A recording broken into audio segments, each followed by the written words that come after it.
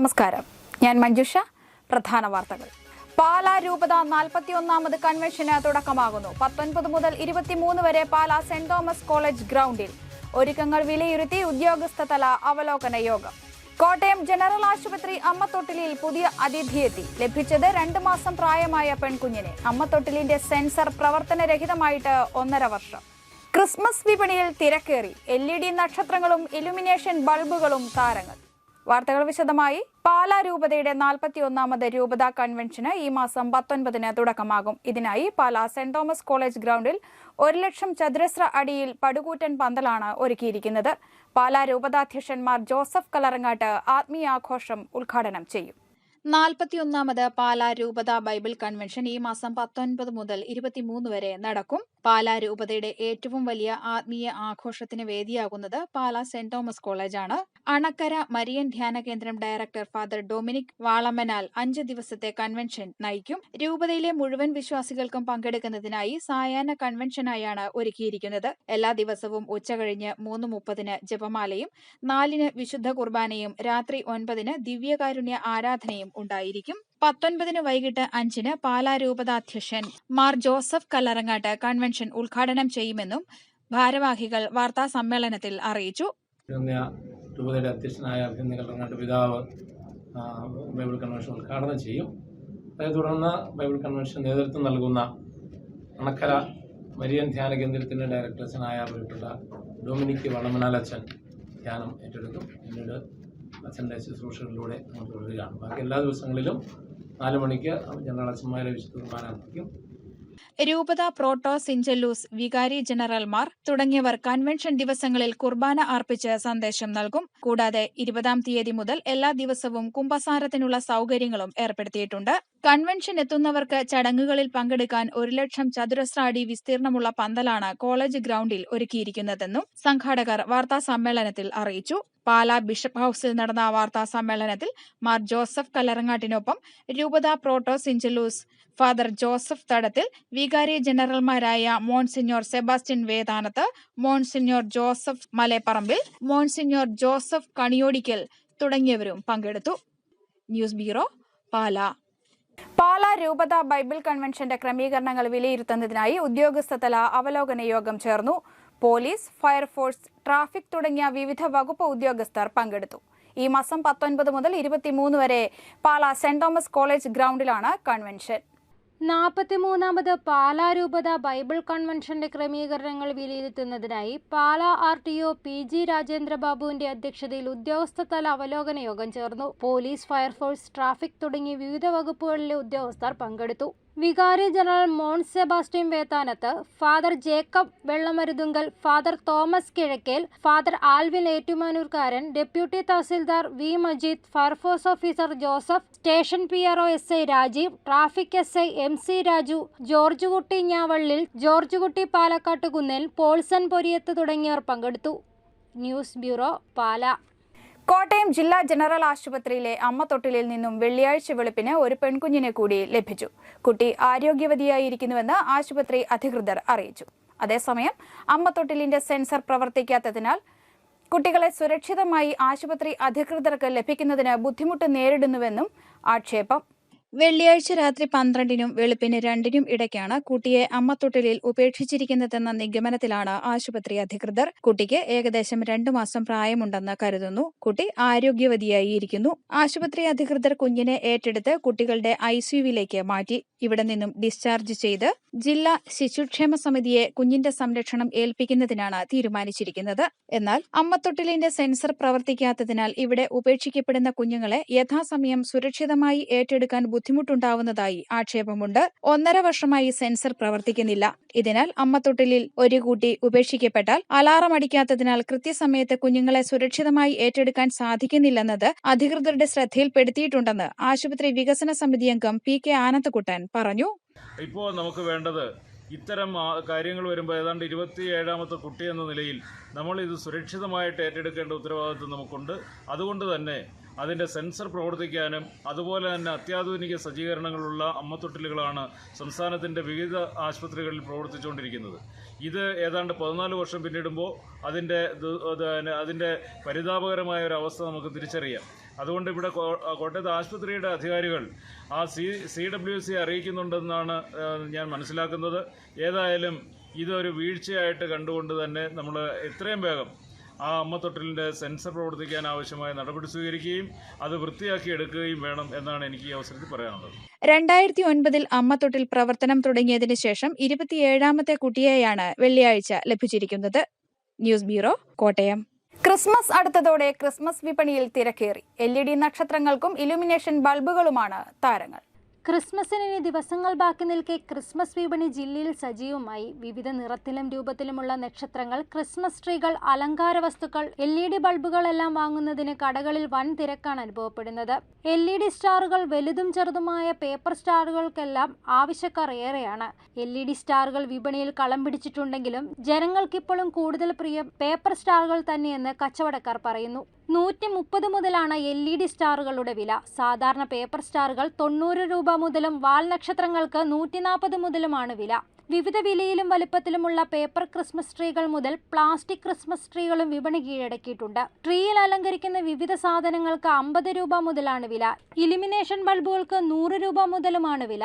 സാമ്പത്തിക ഞെരുക്കം ജനങ്ങളെ വലയ്ക്കുന്നുണ്ടെങ്കിലും എല്ലാ ആഘോഷവും ആഘോഷിക്കുന്ന മലയാളികൾ ക്രിസ്മസ് രാത്രിക്കായുള്ള ഒരുക്കത്തെയാണ് ക്രിസ്മസ് വിപണി സൂചിപ്പിക്കുന്നത്. News bureau, Kottayam. വിവിധ ആവശ്യങ്ങൾ ഉന്നയിച്ച് സ്റ്റേറ്റ് എംപ്ലോയീസ് ആൻഡ് ടീച്ചേഴ്സ് ഓർഗനൈസേഷന്റെ ആഭിമുഖ്യത്തിൽ നടത്തുന്ന അതിജീവന യാത്രയ്ക്ക് പാലായിൽ സ്വീകരണം നൽകി. തുടർന്ന് നടന്ന സമ്മേളനം ജോസഫ് വാഴക്കൻ MLA ഉദ്ഘാടനം ചെയ്തു. വിവിധ ആവശ്യങ്ങൾ ഉന്നയിച്ചാണ് state employees and teachers organisation അതിജീവന യാത്ര സംഘടിപ്പിച്ചിരിക്കുന്നത്. ക്ഷേമബത്ത കുടിശ്ശിക അനുവദിക്കുക, ലീവ് സറണ്ടർ പുനഃസ്ഥാപിക്കുക, 2019 ശമ്പള പരിഷ്കരണ കുടിശ്ശിക അനുവദിക്കുക, പങ്കാളിത്ത പെൻഷൻ പിൻവലിക്കുക, മെഡിസാപ്പിലെ അപാകതകൾ പരിഹരിക്കുക, വിലക്കയറ്റം തടയുക തുടങ്ങിയവയാണ് സെറ്റയുടെ പ്രധാന ആവശ്യങ്ങൾ. പാലാ സിവിൽ സ്റ്റേഷൻ അങ്കണത്തിൽ നടന്ന സ്വീകരണ സമ്മേളനം ജോസഫ് വാഴക്കൽ ഉദ്ഘാടനം ചെയ്തു. സർക്കാർ ജീവനക്കാരെ സംബന്ധിച്ചിടത്തോളം ഇത്രയും ഗുരുതരമായ സാഹചര്യം ചരിത്രത്തിൽ ഉണ്ടായിട്ടില്ലെന്ന് ജോസഫ് വാഴക്കൻ പറഞ്ഞു. സമസ്ത മേഖലയും തകർന്ന് ജീവിക്കാൻ കഴിയാത്ത സാഹചര്യമാണുള്ളത്. സർക്കാർ ജീവനക്കാർക്കും KSRTC ജീവനക്കാരുടെ സ്ഥിതി ഉണ്ടാകുമെന്നും അദ്ദേഹം പറഞ്ഞു. അതിജീവനത്തിന് വേണ്ടിയിട്ടുള്ള ഒരു പോരാട്ടത്തിലാണ്. അതുകൊണ്ട് തന്നെ ഈ സമര പ്രചരണ ജീപ്പ് ജാഥ, ഈ വാഹന ജാഥ അതിജീവന ജാഥ എന്നാണ് അറിയപ്പെടുന്നത്. കേരളത്തിലെ സർക്കാർ ജീവനക്കാരെ സംബന്ധിച്ചിടത്തോളം കേരളത്തിൻ്റെ ചരിത്രത്തിൽ ഇതുപോലെ ഒരു സാഹചര്യത്തിൽ കേരളത്തിലെ സർക്കാർ ജീവനക്കാർ എത്തിച്ചേർന്നിട്ടുണ്ടോ എന്നെനിക്ക് സംശയമാണ്. NGO അസോസിയേഷൻ സംസ്ഥാന സെക്രട്ടറി ബോവിൻ VP അധ്യക്ഷത വഹിച്ചു. സെറ്റോ അംഗസംഘടനകളുടെ നേതൃത്വത്തിൽ ജാഥ ക്യാപ്റ്റൻ ചാവറ ജയകുമാറിനെ സ്വീകരിച്ചു. KPSTA ജില്ലാ president R Rajesh, DCC vice പ്രസിഡന്റുമാരായ advocate Biju Punnathanam, AK Chandramohan, Congress Pala block president N Suresh, SETO അംഗസംഘടന പ്രതിനിധികൾ തുടങ്ങിയവർ പങ്കെടുത്തു. News bureau, Pala. വന്യജീവി ആക്രമണത്തിന് ശാശ്വത പരിഹാരം കാണുക, റബ്ബർ, നെല്ല്, നാളികേരം തുടങ്ങിയ കാർഷിക ഉൽപ്പന്നങ്ങൾക്ക് ന്യായവില ഏർപ്പെടുത്തുക, വിളനാശത്തിന് നഷ്ടപരിഹാരം നൽകുക, justice KB Koshy commission report നടപ്പാക്കുക തുടങ്ങിയ ആവശ്യങ്ങൾ ഉന്നയിച്ച് കത്തോലിക്ക കോൺഗ്രസ് നടത്തുന്ന അതിജീവന യാത്രയ്ക്ക് ഈ മാസം 19-ന് കാഞ്ഞിരപ്പള്ളിയിൽ സ്വീകരണം നൽകുമെന്ന് ഭാരവാഹികൾ വാർത്താസമ്മേളനത്തിൽ അറിയിച്ചു. ഉച്ചകഴിഞ്ഞ് 2:30-ന് രൂപത അതിർത്തിയായ കപ്പാട് പള്ളി ജംഗ്ഷനിൽ നടക്കുന്ന സ്വീകരണ സമ്മേളനം രൂപത വികാരി general father Bobby Alex Mannamplackal ഉദ്ഘാടനം ചെയ്യും. ഡിസംബർ 11-ന് കാസർഗോഡ് നിന്ന് ആരംഭിച്ച യാത്ര 22-ന് തിരുവനന്തപുരത്ത് സെക്രട്ടേറിയറ്റ് മാർച്ചോടെ സമാപിക്കും. കത്തോലിക്ക Congress global president advocate Biju പറയന്നിലമാണ് യാത്ര നയിക്കുന്നത്. കാഞ്ഞിരപ്പള്ളിയിൽ നടന്ന വാർത്താ സമ്മേളനത്തിൽ രൂപതാധ്യക്ഷൻ Mathew Palakuzhy, president Jomy Kochuparambil, global vice president Tessy Biju Pazhiyankal തുടങ്ങിയവർ പങ്കെടുത്തു. നമുക്കറിയാം, ഇന്ന് കേരളത്തിൽ വളരെ നീറുന്ന നിരവധി പ്രശ്നങ്ങൾക്കുള്ള പരിഹാരം കണ്ടെത്തുവാനുള്ള ആവശ്യത്തോടുകൂടിയാണ് കത്തോലിക്ക കോൺഗ്രസ് ഗ്ലോബൽ സമിതിയുടെ ആഭിമുഖ്യത്തിൽ കാസർഗോഡ് നിന്നും തിരുവനന്തപുരത്തേക്ക് അതിജീവന യാത്ര നടത്തുക. അതിജീവന യാത്ര എന്ന പേരിൽ തന്നെ നമുക്കറിയാം, ജീവിക്കാനുള്ള അവകാശം നഷ്ടപ്പെട്ടു കഴിയുമ്പോൾ അവന് അതിജീവനത്തിന് വേണ്ടിയുള്ള സാധ്യതകളെ തിരയുന്ന ഒരു യാത്രയാണ്. കേരളത്തിൽ കർഷകർ ഇന്ന് നേരിടുന്ന നീറുന്ന നിരവധി പ്രശ്നങ്ങളെ അഭിസംബോധന ചെയ്തുകൊണ്ടാണ് ഈ ഒരു യാത്ര കാസർഗോഡ് നിന്നും ആരംഭിച്ചിരിക്കുക. കാഞ്ഞിരപ്പള്ളി സെന്റ് ഡൊമിനിക്സ് കത്തീഡ്രൽ യുവജനങ്ങളുടെ നേതൃത്വത്തിൽ എല്ലാ വർഷവും ക്രിസ്മസിനോടനുബന്ധിച്ച് നടത്തുന്ന ശാന്തിദൂത് ക്രിസ്മസ് ആഘോഷ പരിപാടി ഈ മാസം 21, 22, 23 തീയതികളിൽ നടക്കുമെന്ന് സംഘാടകർ വാർത്താ സമ്മേളനത്തിൽ അറിയിച്ചു. ഇതോടനുബന്ധിച്ച് ഈ 3 ദിവസങ്ങളിലും വൈകിട്ട് 7-ന് വിവിധ കലാപരിപാടികൾ ഉണ്ടായിരിക്കുന്നതാണ്. ശാന്തിദൂത് 2023 കാഞ്ഞിരപ്പള്ളി സെന്റ് ഡൊമിനിക്സ് കത്തീഡ്രലിലെ യുവജനങ്ങളും ഇടവക ജനങ്ങളുടെ നേതൃത്വത്തിൽ വർഷങ്ങളായി നടന്നുവരുന്ന ക്രിസ്മസ് ആഘോഷമാണ് ശാന്തിദൂത് 2023. ഈ മാസം ഡിസംബർ 21 മുതൽ 23 വരെയാണ് ഇതിൻ്റെ ക്രമീകരണങ്ങൾ ചെയ്തിരിക്കുന്നത്. 21-ന് വൈകുന്നേരം 6 മണിക്ക് മഹാജൂലി ഹാളിൽ നടക്കുന്ന ക്രിസ്മസ് ഗ്രാമം ചാണ്ടി ഉമ്മൻ MLA ഉദ്ഘാടനം ചെയ്യുന്നതാണ്. രാത്രി 7 മണിക്ക് ധ്രുവ് ബാൻഡും നാദം കലാസമിതിയും ചേർന്ന് അവതരിപ്പിക്കുന്ന ചെണ്ട വയലിൻ ഫ്യൂഷൻ ക്രമീകരിച്ചിട്ടുണ്ട്. കാഞ്ഞിരപ്പള്ളി മുൻസിഫ് കോടതി വളപ്പിലെ അപകടകരമായി നിൽക്കുന്ന വൃക്ഷങ്ങൾ വെട്ടിമാറ്റുന്നതിന്റെ ഭാഗമായി ഞായറാഴ്ച രാവിലെ 7 മുതൽ വൈകിട്ട് 5 വരെ ഈ വഴിയുള്ള ഗതാഗതം ഭാഗികമായി തടസ്സപ്പെടുമെന്ന് കാഞ്ഞിരപ്പള്ളി തഹസിൽദാർ അറിയിച്ചു. കൂടാതെ മരങ്ങൾ വെട്ടിമാറ്റുന്നതിനായി ഇലക്ട്രിക് കേബിൾ ലൈനുകൾ അഴിച്ചുമാറ്റേണ്ടതിനാൽ വൈദ്യുതി ബന്ധവും വിച്ഛേദിക്കപ്പെടുമെന്നും ബന്ധപ്പെട്ട അധികൃതർ അറിയിച്ചു. അറിയിപ്പ്: കേരള സർക്കാർ സ്ഥാപനമായ Keltron Indian and foreign account Tally കോഴ്സുകളിലേക്ക് അപേക്ഷ ക്ഷണിച്ചു. താൽപ്പര്യമുള്ളവർ സർട്ടിഫിക്കറ്റുകൾ സഹിതം അടുത്തുള്ള കെൽട്രോൺ നോളജ് സെന്ററിൽ ഹാജരാകണം. കൂടുതൽ വിവരങ്ങൾക്ക് ഫോൺ 9072 592412.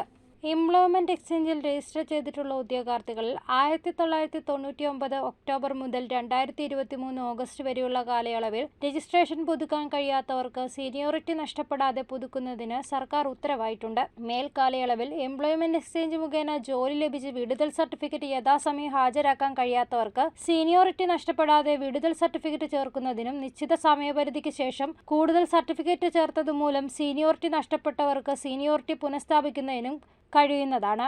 രജിസ്ട്രേഷൻ പുതുക്കാൻ സംബന്ധിച്ച നടപടികൾ ഓൺലൈൻ പോർട്ടലിൽ www.eemployment.kerala.gov.in എന്ന ഹോം പേജിൽ സ്പെഷ്യൽ റവന്യൂ ഓപ്ഷൻ വഴി ഉദ്യോഗാർത്ഥികൾക്ക് നേരിട്ട് 2024 ജനുവരി 31 വരെ നടത്താം. ഓഫീസിൽ നേരിട്ട് ഹാജരായും പുതുക്കൽ നടത്താം.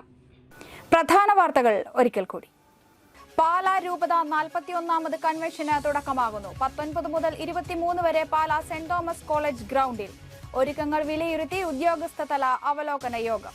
കോട്ടയം ജനറൽ ആശുപത്രി അമ്മത്തൊട്ടിലിൽ പുതിയ അതിഥിയെത്തി. ലഭിച്ചത് 2 മാസം പ്രായമായ പെൺകുഞ്ഞിനെ. അമ്മത്തൊട്ടിലിന്റെ സെൻസർ പ്രവർത്തനരഹിതമായിട്ട് 1.5 വർഷം. ക്രിസ്മസ് വിപണിയിൽ തിരക്കേറി. LED നക്ഷത്രങ്ങളും ഇലുമിനേഷൻ ബൾബുകളും താരങ്ങൾ. വാർത്തകൾ അവസാനിക്കുന്നു. നമസ്കാരം.